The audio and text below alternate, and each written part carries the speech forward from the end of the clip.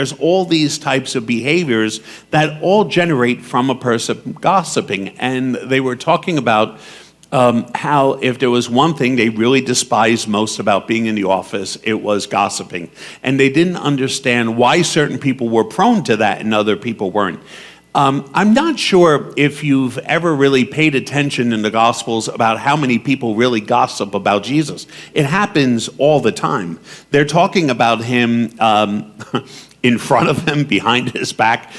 They're talking about the deeds that he's doing, right, which are obviously God's empowerment into his son so that people would believe what he was saying because his actions and his words have a really close correlation. So Jesus is doing nothing but good. He's only speaking about trying to raise people up, freeing them from, religious enslavement, trying to get them into a proper relationship with God. He's trying to challenge the leaders to see things differently, and his actions, his deeds, driven by faith, are restoring people and restoring sight and hearing and everything else. And yet, in a very real way, Jesus is really the victim of gossiping. People, even though he is doing only the right things, people are gossiping about Jesus. But the greatest of all the gossip shows up in our gospel today, and I'm not even sure we pay attention to it.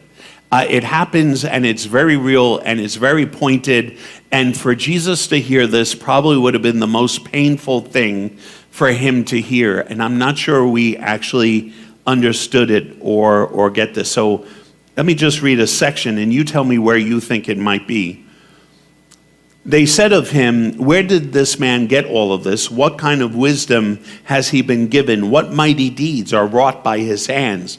Is he not the carpenter, the son of Mary, and the brother of James and Joseph, Judas, and Simon? Are not his sisters here with us?" And they took offense at him. Now remember, Jesus is in Nazareth. He returns home, returns to his town. These people know about him. They also know that his mother is found to be with child before she marries Joseph.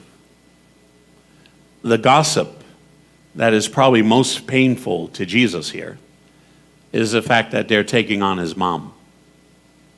And they're doing this because, if you notice, it is really pointed, and only if you understood the culture of the time, a male would never be identified as being the son of a woman. In Jesus' time, it was a patriarchal society. So it was about male to male to male to male. So they would have said, "Is he not the carpenter, the son of Joseph?" But they don't. They pull her into it because they know that there is this question about the legitimacy of Jesus, and that his mother was found to be with child before Joseph and Mary lived together. We pass over this and we think it's just scripture, and yet at this very same way, as much as it is a really glaring shot at Jesus about the gossip that was going on about him. And their way of diminishing him was questioning his heritage, his lineage, and by pointing out that Mary was found to be with child before he moved in with Joseph.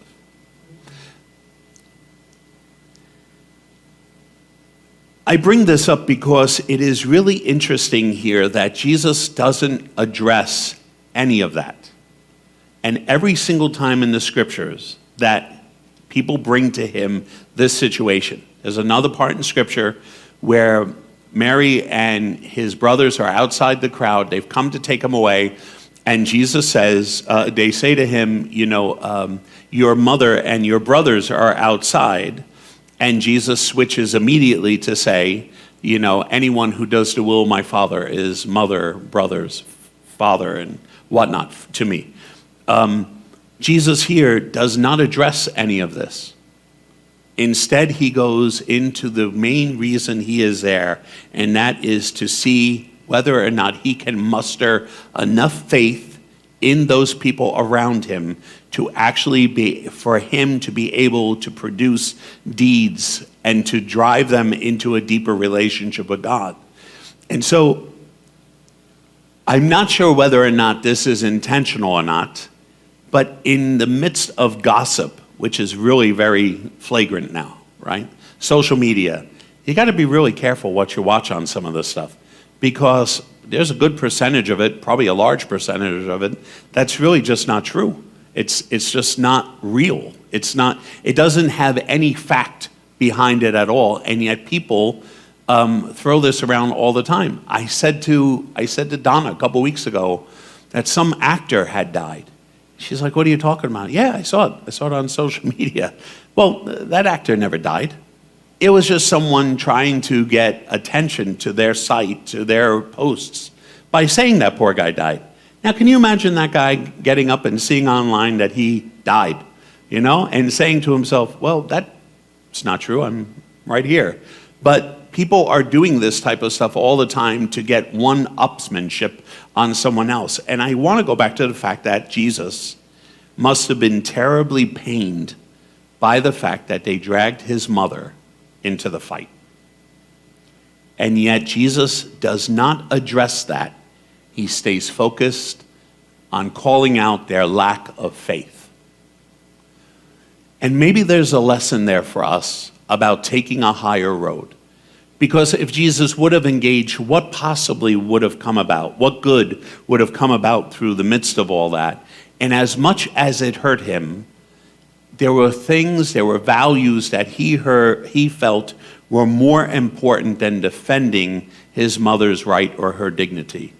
For Jesus, it was all about taking a higher road. And I think for us, we have to ask ourselves whether we are ones who are prone to gossip or not. And if we are, we want to ask ourselves, what is it about gossiping that we feel legitimizes ourselves or empowers us in some way? Because we could be doing that without even realizing that by gossiping, you become the center of attention for a short period of time. And some people are really driven to simply being the center of attention. We want to take a look and see whether or not we are the ones that are gossiping. And we might dismiss it and say, well, there's nothing Christian, there's nothing scriptural about that. And yet here we have Jesus's mother, being wrung out because of the fact that she gave birth to him. And I do think there is something for us as Christians we should reflect upon and review in our own actions about whether we are the source of gossip. If we are the recipients of gossip, I find incredible value in the fact that Jesus himself suffers from gossip and yet dismisses it. He doesn't engage it. He doesn't give it any type of credibility. He simply continues doing what he knows is the best that he can do. He chooses a higher path. He chooses a higher road. He chooses a different road than simply trying to engage in a battle over this. And, when I left the Friars, and especially when I came here to Eastchester, there was a lot of talk, There was a lot of talk about the fact that I had left the Friars and came here. There was a lot of talk about the fact that I had married Donna after the fact. There was a lot of talk about having Arthur and having a family. And somewhere in the midst of all that, as painful as it is to reflect upon the fact that people are talking about you, there's a part of me that I've become really sort of very comfortable in allowing it simply to be and not allowing myself to waste energy.